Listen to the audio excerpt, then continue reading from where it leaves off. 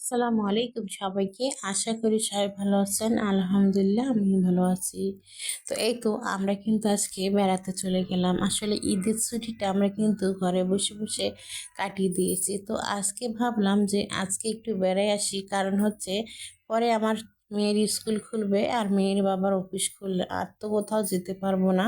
তো মাত্র আজকে একদিন টাইম আছে, আর তো একদিনের ভিতরে যদি আর আমরা না যাই তাহলে কিন্তু আর কোথাও যেতে পারবো না আগামী 2 মাস। কারণ হচ্ছে 2 মাস পরে যখন রোজা কোরবানি ঈদ হবে তখনই হয়তো একদিন বাইরে হইতে পারবো, তারপরে কখনো কিন্তু আর পারবো না। মানে এরকম তো আর ছুটি পাবে না, হয়তো সপ্তাহে একদিন ছুটি পাবে, আর তখন কিন্তু ঘরে কাজকাম করতে করতে ছুটিটা চলে যায়।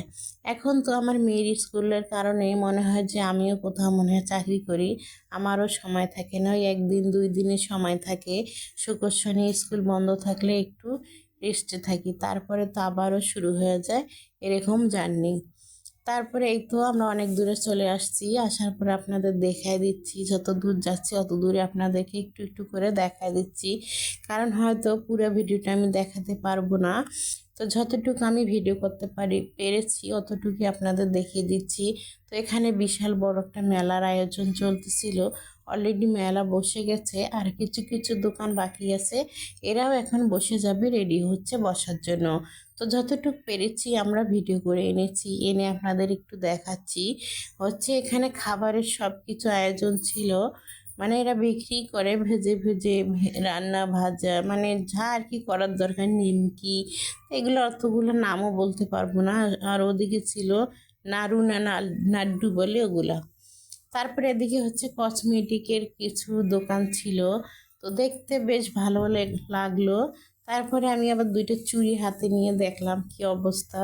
তো চুড়ি 2টা খুব ভালো লাগছিল আমার কাছে, কিন্তু হাতে দিয়ে দেখার পরে ভালো লাগার পরে এখন দাম অনেক চাচ্ছিল, এর জন্য আর আমি নেইনি।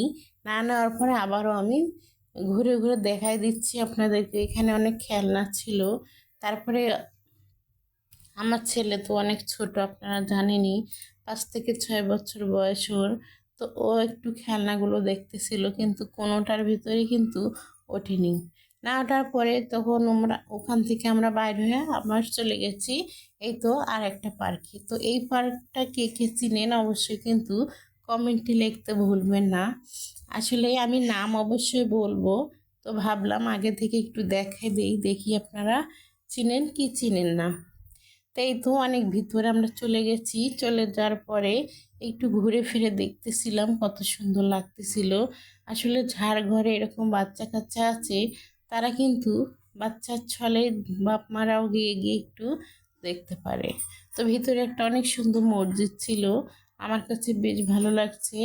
তারপরে এদিকে আরও অনেক কিছু ছিল, সবগুলো একটু একটু করে আমি ভিডিও করে নিয়েছি, আমি দেখেছি আপনাদেরকে দেখাইছি।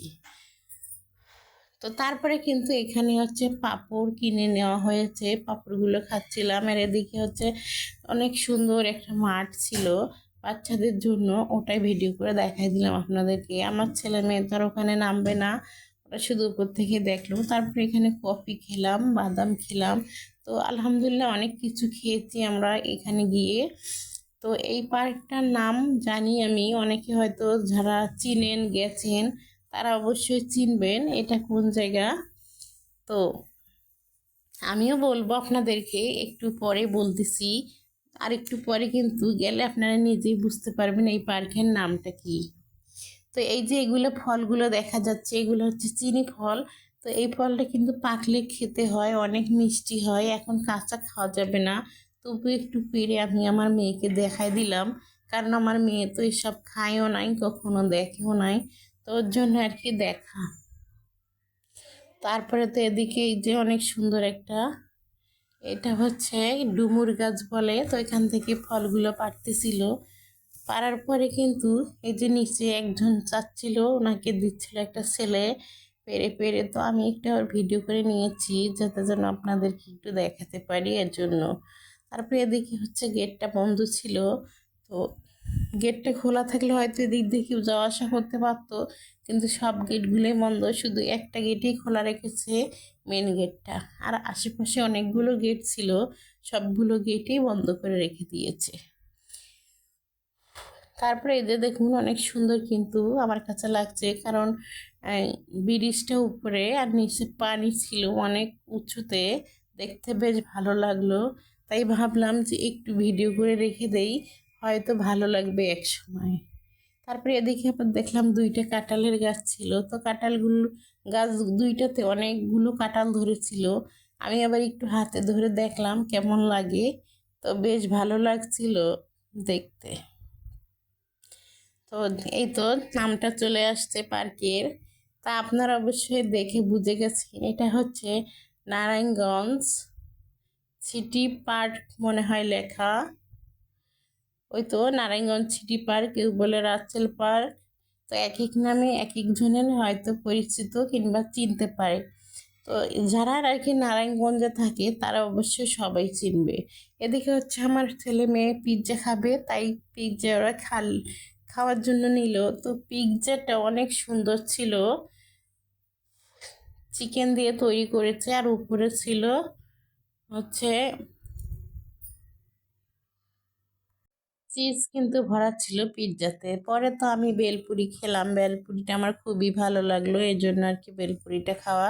তারপরে তো সন্ধ্যা হয়ে গিয়েছিল, সন্ধ্যার পর লাইটগুলো যখন জ্বালাইছিল খুব সব সুন্দর লাগতেছিল দেখতে। তারপরে এদিকে আমার ছেলে হচ্ছে এই যে এই জুসগুলো খাচ্ছে। এই জুসগুলো আপনাদের যদি বাচ্চা থাকে কখনো খাওয়াবেন না, কারণ হচ্ছে এগুলো তো শুধু বরফের পানি দিয়ে রেখেছে আর হালকা একটু চকলেট। এই যে দেখুন কালো কালারের একটা বার্গার ছিল, তো বার্গারটা জানি না কেমন লাগবে খেতে, তো দেখতে খুব সুন্দর লাগছিল।